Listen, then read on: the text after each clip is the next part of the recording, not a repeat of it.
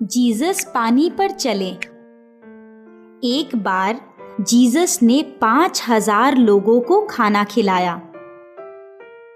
खाने के बाद उन्होंने अपने अनुयायियों से कहा, तालाब की दूसरी तरफ जो गांव है वहां जाकर उन्हें भी खाना खिलाओ। मैं तुमसे बाद में मिलता हूं। ये कहकर जीसस टीले पर प्रार्थना करने चले गए। उनके अनुयायी नाव में बैठकर दूसरी तरफ जाने लगे। उनकी यात्रा अच्छे से बीत रही थी। शांत पानी पर नाव धीरे धीरे चल रही थी। अचानक बादल गरजने लगे, बिजली कड़कने लगी, जोरों से बारिश गिरने लगी, तेज हवा बह रही थी। शांत पानी में खलबली मच गई। बड़ी बड़ी लहरें उस छोटी सी नाव से टकराने लगी। नाव ऊपर नीचे हो रही थी।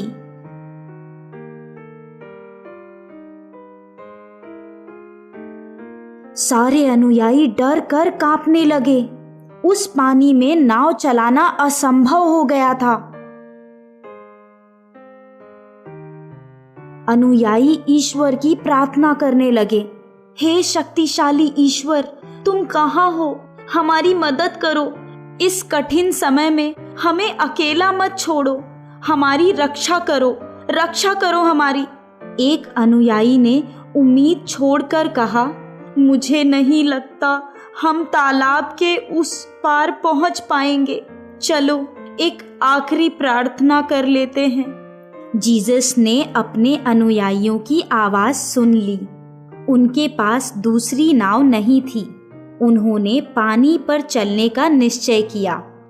अचानक पानी पर बिजली गिरी। अनुयायी भयभीत हो गए। उन्हें एक मानवीय आकृति दिखी। शायद कोई पानी पर चल रहा है। मुझे लगता है वो हमारी तरफ आ रहा है। पर वो कौन है और पानी पर कैसे चल रहा है? मुझे लगता है शायद आत्मा है। इंसान पानी पर नहीं चल सकता। शायद उस आत्मा ने ये तूफान खड़ा किया हो ताकि वो हमें मार सके। अब सारे अनुयायी भयभीत हो गए। सारे शांत हो जाओ। मैं जीसस हूँ, घबराओ मत। मैं यहाँ तुम्हारी मदद करने आया हूँ। अनुयायी पीटर ने पूछा, हे प्रभु, सचमुच आप हो? अगर हाँ तो पहले मुझे आपके पास आने दो। पीटर पानी पर चलते हुए जीसस के पास गया। पर अचानक उसका ध्यान जीसस से हटकर तूफान पर गया, क्योंकि वो बहुत डरा हुआ था। जीसस से ध्यान हटते ही वो पानी में डूबने लगा। उसने मदद के लिए आवाज दी, हे ईश्वर, मेरी रक्षा करो। जीसस ने उसे पानी से बाहर निकाला और कहा, मुझ पर कभी संदेह मत करना, विश्वास रखना। हे ईश्वर, मुझे माफ कर दीजिए। जीसस पीटर को लेकर नाव में चढ़े और कहा, हमेशा ईश्वर पर विश्वास रखो।